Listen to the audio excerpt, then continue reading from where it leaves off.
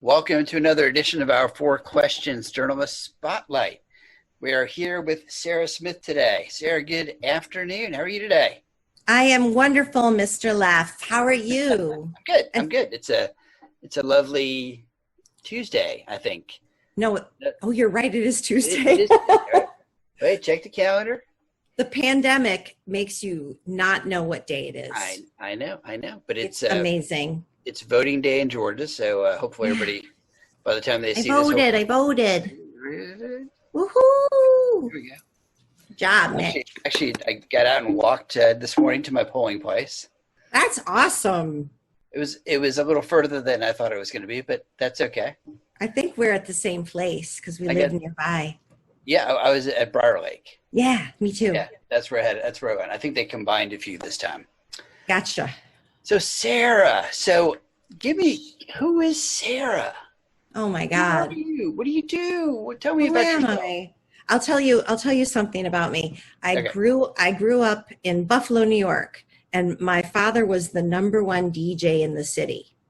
And growing up with your father being the #1 DJ in the city was very interesting. We used to do a lot of stuff with the local newspapers where they would come and take pictures of our family in posed positions having fun. I'm not kidding you. And my mother was always like, now no one cry and everyone be happy. And I learned about public relations and marketing that way. That was how it's amazing, but that was how I learned how to do it. Did you work? Did they put you to work at the station? I was the only kid in my family who went to the radio station regularly with my dad and was on the air with him. And I think I was maybe 7 when I started with him, or 8. And my nickname for the radio was the Semi-Lovely Sarah. And I thought that was the biggest compliment. I'm not kidding you. I was the Semi-Lovely Sarah for years. And I thought that was the biggest compliment ever because it had the word lovely in it. There you go. And then I started getting fan mail to the radio station. So was the fan mail from prisons? Yes. Yeah. Pedophiles and prisoners and all natures of scum of the earth. Yeah, I know some reporters who get a lot of fan mail from prisons. Yes. I don't know. It was, they were probably, I'm happy that I ever got fan mail in my life. Well, there you go. Right?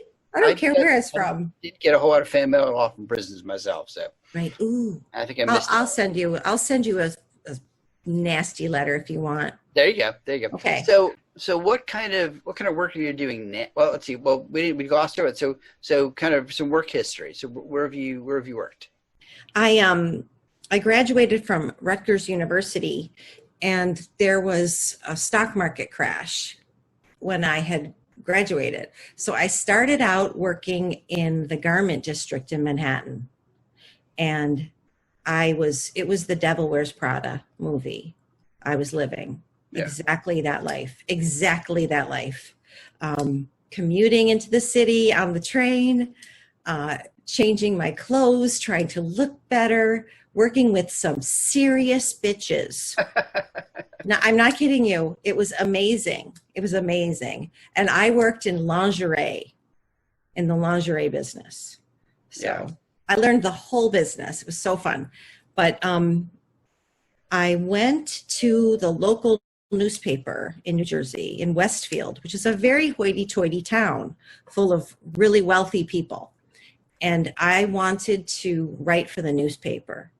And the guy wouldn't hire me. And then I told him I would work for free. And so that was how I began my journalism career. Writing for free. Yeah. And hopefully we've progressed to someone paying you for your writing, right? Yep. It took a little bit of time. Actually, after I had written about 3 stories, this guy's name was Kurt Bauer, and he was a writer for the New York Times, and he ran this small newspaper. And he became my mentor and really got my writing to be a lot better. But he also started to pay me because I was really trying, and he could see that. So, he gave me some crappy beats at the beginning, but I got the school board, which was juicy. There's a lot that goes down at the school board. There is. I know. Yeah.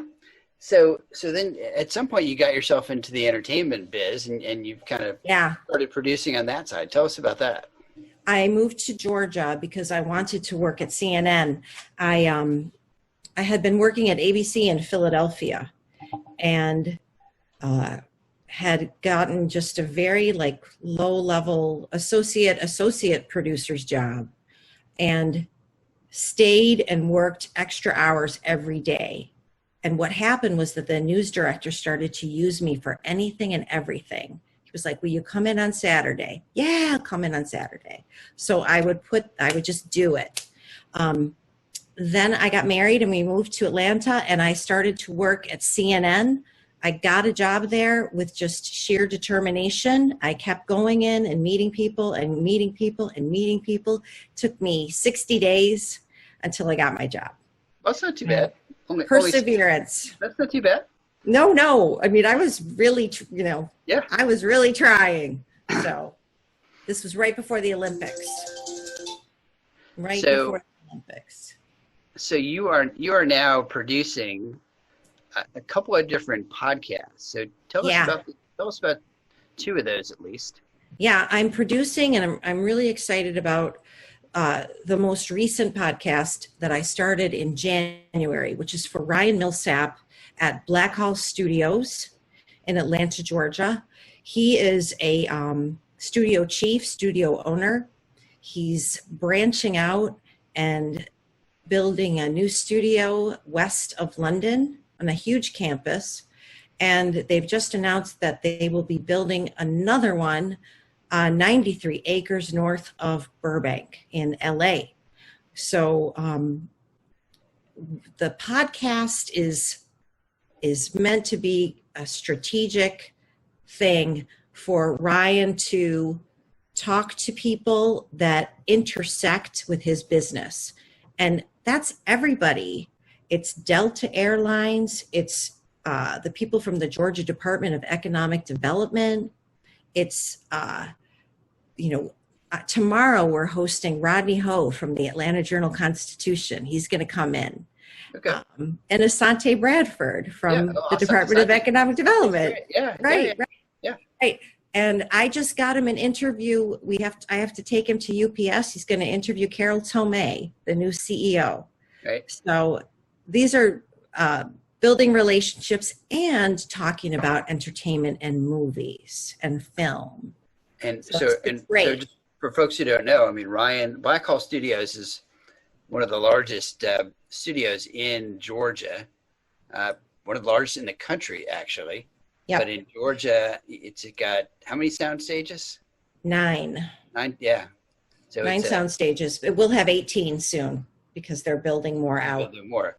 Yeah, they filmed the Venom movie there. Venom, Jumanji. Venom, Jumanji, Dr. Sleep, and there's one that hasn't come out yet called Jungle Cruise with The Rock and Emily Blunt. And that's supposed to be fantastic. But I don't know when Disney's going to let it out, when they're going to release it. He did 2 of the Godzilla movies there too, I think. Yes, Godzilla. Yeah. And I think they're doing some stuff for HBO for one of the Game of Thrones prequels. Okay. So we'll see. Lots of stuff. I was over there. I was over there a couple of years ago. It was a lot of fun kind of touring through the prop department. It's amazing. It's amazing. Yeah. It's a big business. So there's that one. And then there's one you've been doing for a long time. Yeah, 3 years. Yeah. Which led me to do the one for Mr. Millsap at Blackhall Studios. And that one was called Girls on Film.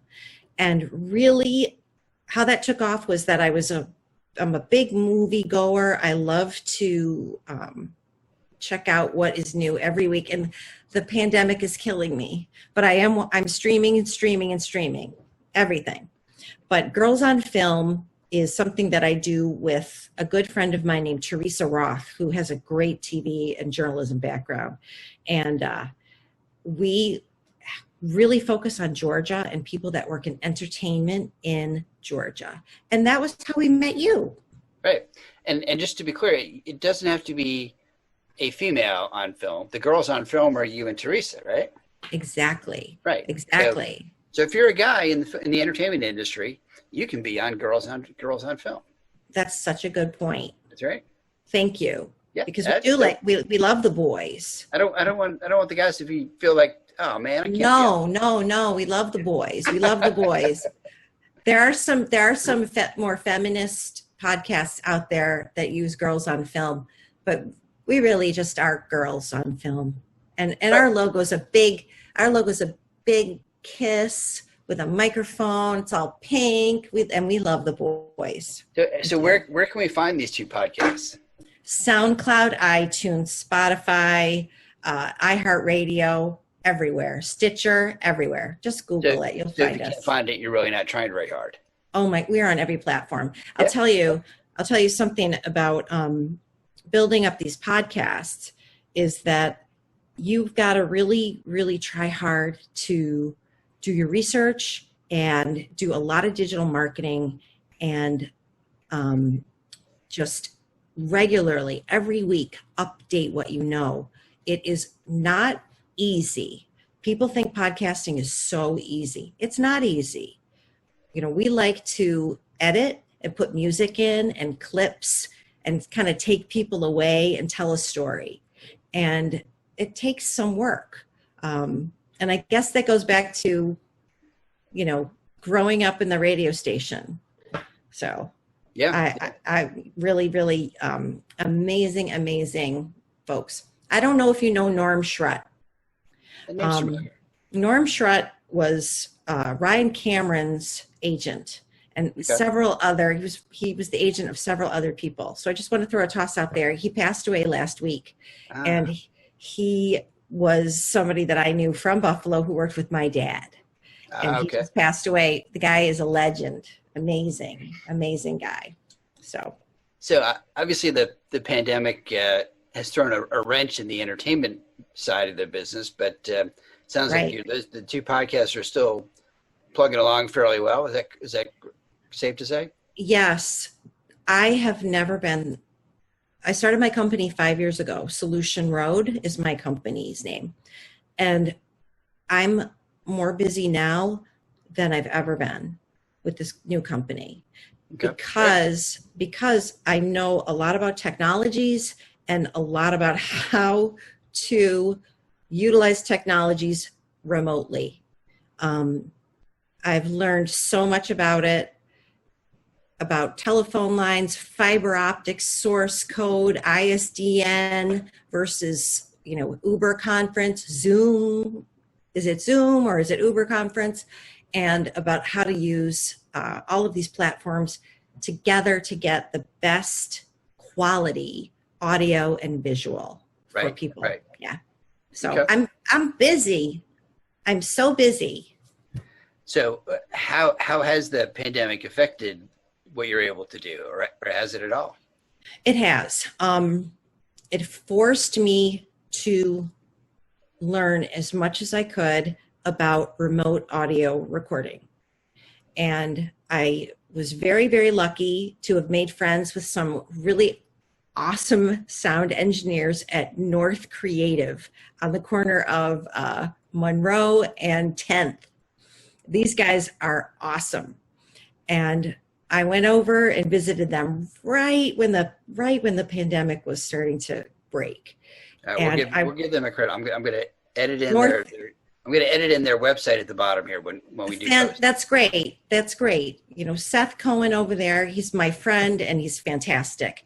And he really took me through, how do you do this and this? And what will work? What will connect?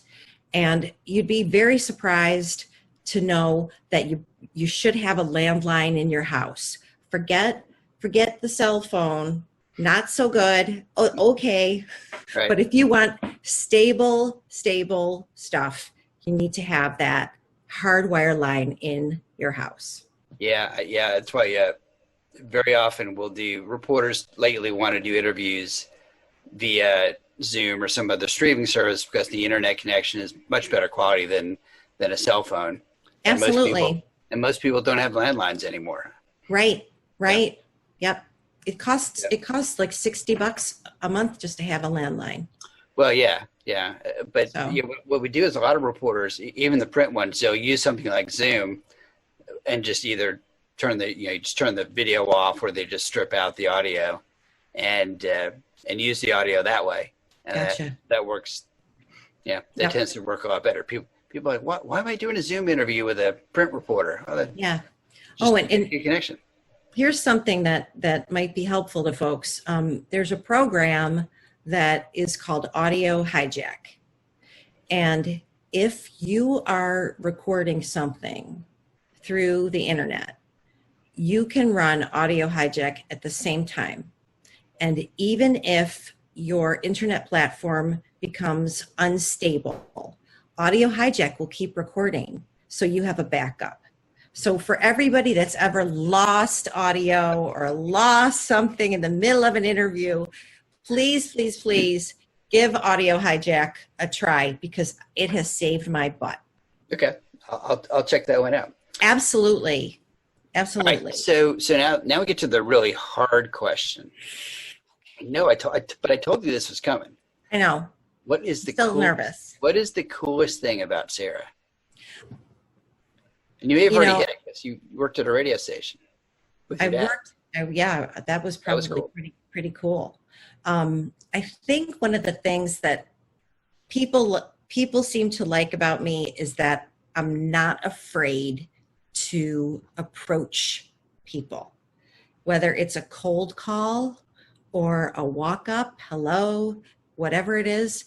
I like to meet people and I like to get to know them. And I've met so many amazing people because I wasn't afraid just to talk and ask them questions and say hello. And a lot of people commented to me about that. And I think it's something that gives me joy, and it's fun. And a lot of people are scared to do that, but I'm not. And so I think that might be the coolest thing. All right. That's good. All right. So what is the last book that you want to admit reading? Okay. I'm going to show you right now. And it's a sad story. All right. Margaret Atwood. I love her.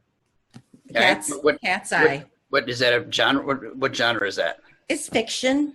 Okay. It's fiction. It's Canadian fiction. Canadian fiction, which is close to Buffalo fiction, Buffalo. Right? So there's, the dreary sky and all of the places that she talks about in Toronto that I know very well, and Ontario that I know very well. These things make me feel at home. And this story is a great, great story about a girl who reflects back on her friendships of her childhood and then goes on to be a really successful artist. So I guess there's a little bit of me wanting to mimic that. And Margaret Atwood is a great read. She knows how to do it. All right. Favorite Atlanta restaurant that you hope to actually eat at again someday? Well, we keep eating there. It's called Dragon Bowl. We love that place. It's by Anne-Marie. Okay. It's Thai food. But you know what? If I could say, I would really, I love Chops and I love Ruth Chris Steakhouse. I would love to go to a steakhouse and get a glass of Merlot and enjoy, a lobster tail and a steak. All right. Favorite guilty pleasure? Oh my God. Watching Twilight. I'm right. Sorry. Don't tell anyone. Edit that out. Too late. Favorite local getaway? St. Simon's. Ooh, good. I love St. Simon's. Oh my God. It's wonderful. It's like Cape Cod, but close by. All right. Favorite non-work hobby? Okay. This is it. I have a green thumb. I'm a gardener. I can make it grow. And I love to do it. And I'll do it with a pickaxe I'll get muddy and disgusting and sweaty, but my yard looks really nice, Mitch. So come over sometime. All right, I'm gonna have to. In my yard. I'm a gardener. Wander by. I am a gardener. All right. I do landscaping. I do like to walk in the evening, so maybe when it gets a little cooler than the 90 degrees that it is now. Oh my God, crazy! I may knock on your door around 8:30. That's awesome. We might be asleep. We might be asleep. All right. So, is there anything else that you're working on that we haven't talked about? Yeah. What did we forget? I am working on a new project that hasn't been formally announced yet, but it is for UPS. And UPS, in light of the pandemic and everything that's been happening with race relations in the country, they've decided that they are going to celebrate their top 28 African-American executives globally. And I'm recording podcast interviews with all of them. And I'm also going to be producing a internationally distributed coffee table book with a foreword by Carol Tomei. So this is going to be a very big project. And it's going to feature a lot of wonderful execs from Atlanta. And Carol Tomei, again, is the new CEO of UPS. And we have to get a book design done. And we're going to make it digital, too, so everyone can access it. So it's a big project. Tell them if they don't announce it by Sunday, then everybody's going to know about it. Okay. All right. Yeah. Sunday, August 16th, probably. I'll tell them. If I get my editing done. I'll call. All right, cool. We've been talking with Sarah Smith, who's a podcaster, producer, writer extraordinaire here in Metro Atlanta. She's a neighbor of mine. And I may wander over and check out her garden later, because apparently it's pretty cool. And that I think there's maybe like dessert or something that I could steal from the garden. Absolutely. Sarah, thank you so much for spending time with us. And I am so happy to have spent time with you. And we'll be back. Hopefully next week with another edition of our 4 Questions Journalist Spotlight. And if you want to find the archive of all the past spotlights, just Google the Atlanta PR Guy, and you will find our page. Or you can look on leffassociates.com, and there's a link there too. Or do hashtag 4QJS on Twitter, and you'll find them that way too. See, I don't want to be hard to find. What's the point of that, right? No. All right. You're a great PR guy, Mitch. Great. Until next week, we will see everyone soon.